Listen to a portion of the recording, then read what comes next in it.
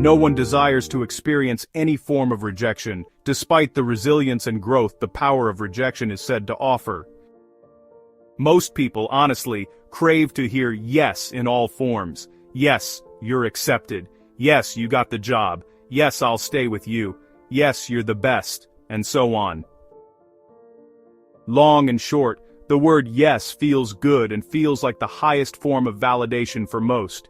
It confirms our innermost desires, fuels our ego, and lets us walk within the relief of acceptance. But little do we know, and most realize too late, that if all we ever hear is yes in life's journey, our souls would remain soft, our dreams would remain underdeveloped, and our resilience would remain untested.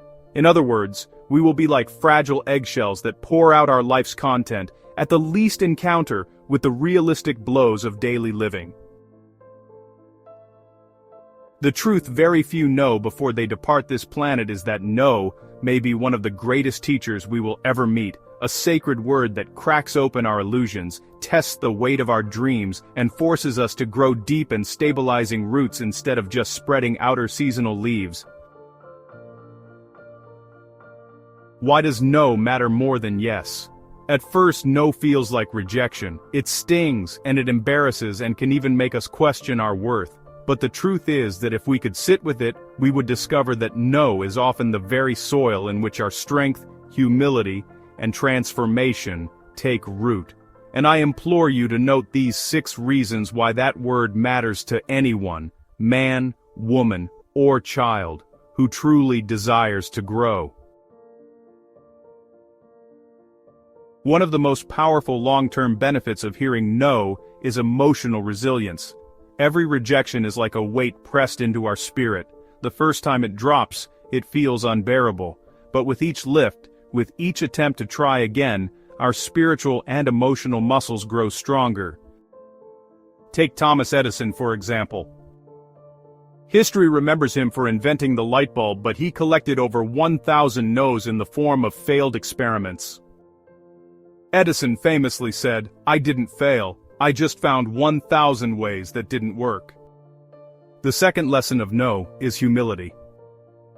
A world that always said yes would breed entitlement. Imagine a child who never hears no. They grow up believing the universe revolves around their wants, and when life finally does resist them, and life will surely resist them at some point, they will collapse because they've never learned how to handle the growth hurdles of reality.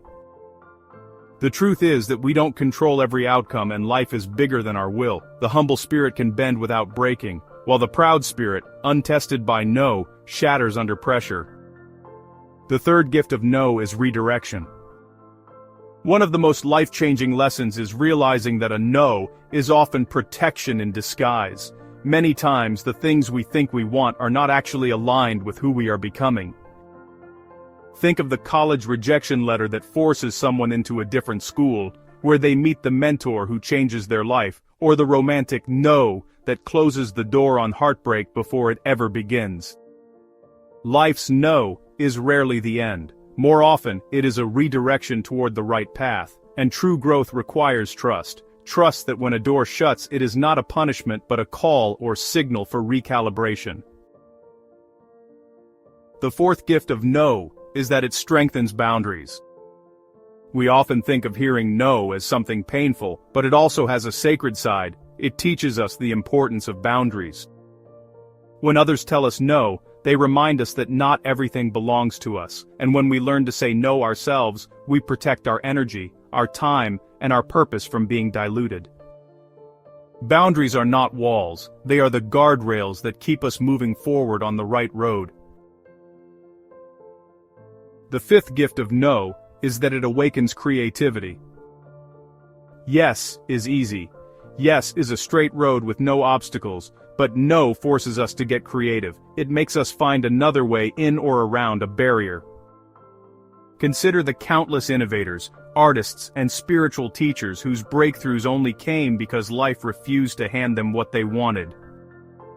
Maya Angelou once said, "You can't use up creativity because the more you use, the more you have." Most creativity begins where the yes ends, and we are forced to find a way around the no of life. The sixth gift of no is that it tests the depth of our vocalized desires. Here's a secret: if your dream dies at the first no, it was never truly a dream worthy of life. One child begs for a toy and gives up the moment their parent says no. But the other one, who is relentless, who finds chores to do, who saves up for months, shows that their desire has depth. And the same is true of your soul's purpose. If one rejection makes you quit, then it wasn't your calling. But if you want something so deeply that even 100 no's cannot stop you, you are staring at your destiny. What survives the flame of your purifying fire is what truly belongs to you. No is a spiritual teacher because on the deepest level, no is not just psychological, it is profoundly spiritual. We all know that the ego thrives on yes and often unmerited approval and wants control, power, and validation.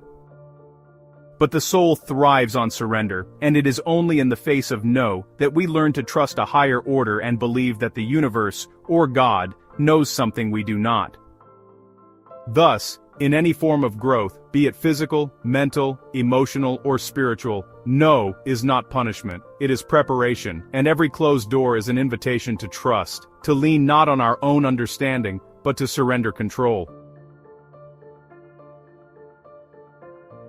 If you have accepted the stimulating role of no in any area of your growth, be it material, emotional, or spiritual, then here are a few ways to deploy its benefits in practical terms daily. First, always pause before reacting. When you hear no, resist the urge to lash out or collapse. Take time to breathe and let the sting settle. Find out what that no is teaching you, as every rejection carries a lesson. Is it building resilience? Is it redirecting you? Or maybe it is testing the strength of your desire. Next, reframe the story. Instead of saying, "I was rejected," try saying, "I was redirected," because the story you tell yourself about no really determines how it shapes you. Third, channel the energy by using the sting of no as fuel for transformation. Let it sharpen your focus, deepen your creativity, or strengthen your determination. Fourth, trust the timing. Remember that life's no often means not yet. Trust that the right yes will come at the right time. For if yes is the sunshine, then no is the rain. One without the other leaves us unbalanced, underdeveloped, and spiritually shallow. It is the mix of both, the light of acceptance and the storm of rejection, that grows a soul strong enough to flourish. As this video ends, my parting words are that the next time you hear no, don't despise it. Receive it as a teacher, let it break you open, let it redirect you, and let it test your hunger. Because often, the greatest growth of your life will not come from the yes you thought you needed. It will come from the no that forced you to rise. Like a phoenix reborn. Like and subscribe if you found value in this presentation, and keep on being the earthly ripple of divine love as you remain blessed and renewed on all levels.